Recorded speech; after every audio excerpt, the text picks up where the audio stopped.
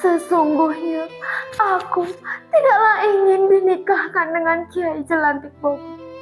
Tetapi apalah daya, ini semua telah menjadi nasibku.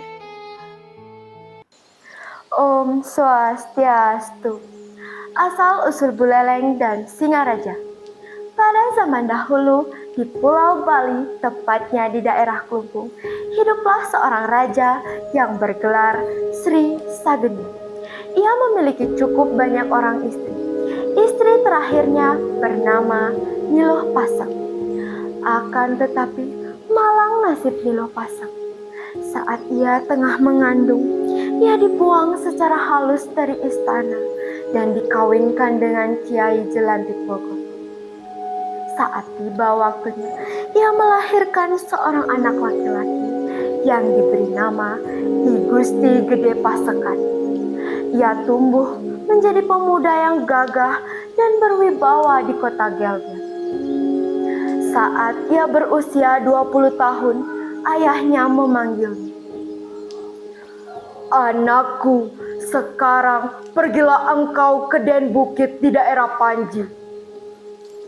Mengapa aku harus pergi ke sana, ayah?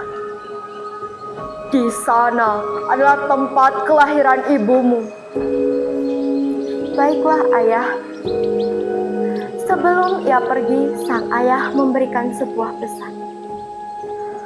Anakku, bawalah 2 buah senjata bertuah ini. Terima kasih, ayah, atas benda berharga yang engkau berikan. Dalam perjalanan, Ki Gusti Gede Pasekan diiringi 40 orang di bawah pimpinan Ki Dumpiung dan Ki Kadoso. Setelah 4 hari mereka berjalan, tibalah mereka di Batu Menyang. Di sana mereka bermalam. Saat tengah malam, tiba-tiba ada sebuah makhluk penghuni hutan yang mengangkat I Gusti Gede Pasekan ke atas pundak, sehingga ia dapat melihat pemandangan lepas dari laut hingga daratan yang terbentang di depannya.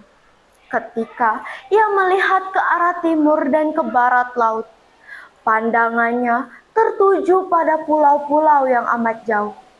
Sedangkan ketika ia melihat ke arah selatan, pandangannya ditutupi oleh gunung yang amat tinggi. Setelah makhluk itu lenyap, didengarnya sebuah bisikan. I Gusti, sesungguhnya daerah yang baru saja engkau lihat akan menjadi daerah kekuasaan. I Gusti Gede Pasekan sangat terkejut mendengarnya.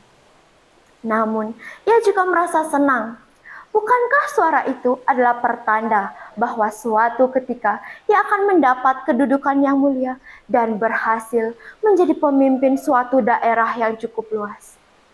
Memang untuk mencapai kemuliaan, seseorang harus menempuh berbagai kesukaran. Keesokan harinya, ia menceritakan apa yang didengarnya kepada sang ibu.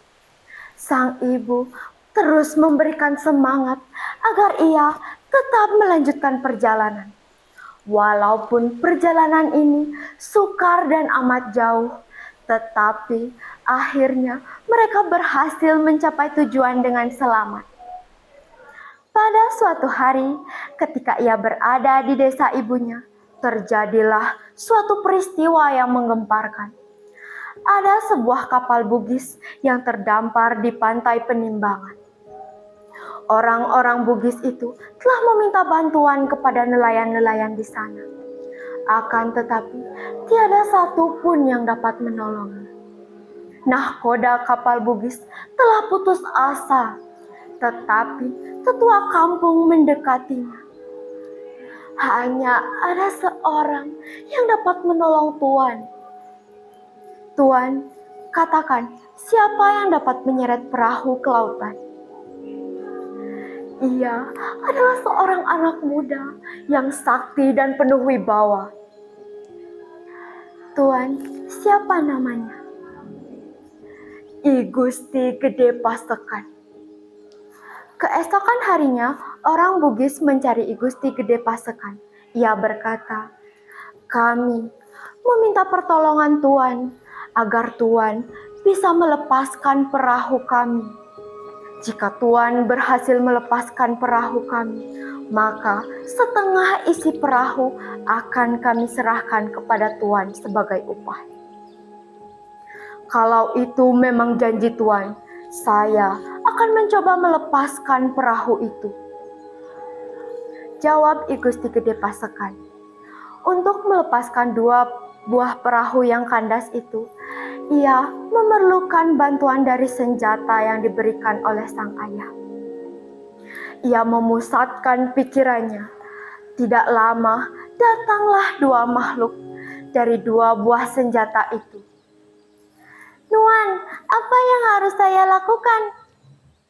"Sekarang bantu aku untuk menyeret perahu ke lautan." "Baik, Nuan." Dengan bantuan 2 makhluk itu, I Gusti Gede Pasekan berhasil melepaskan perahu itu. Orang lain tak dapat melihat 2 buah makhluk itu. Mereka hanya melihat I Gusti Gede Pasekan yang sedang menunjuk-nunjuk ke arah perahu. Karena kesenangannya, orang Bugis itu pun menepati janjinya. Hadiah yang diberikan adalah 2 buah gong besar. Karena itu, I Gusti Gede Pasekan digelari dengan sebutan I Gusti Panji Sakti. Karena kekuasaan I Gusti Panji Sakti semakin meluas kemana-mana, ia berhasil mendirikan suatu kerajaan di daerah Denbuk. Pada abad ke-17, ibu kota kerajaan itu diberi nama dengan Sukesada. Kerajaan itu semakin berkembang pesat sehingga ia dapat mendirikan kerajaan baru. Letaknya agak utara dari kota Sukesada. Sebelum dijadikan kerajaan, daerah itu ditumbuhi banyak pohon buleleng. Buleleng adalah pohon yang buahnya sangat digemari oleh burung perkutut. Karena itu, pusat kerajaan baru disebut dengan Buleleng. Di tengah pusat kerajaan baru dibangunlah sebuah istana yang diberi nama Singaraja. Singaraja berarti singgah dan raja. Om Santi Santi Santi Om.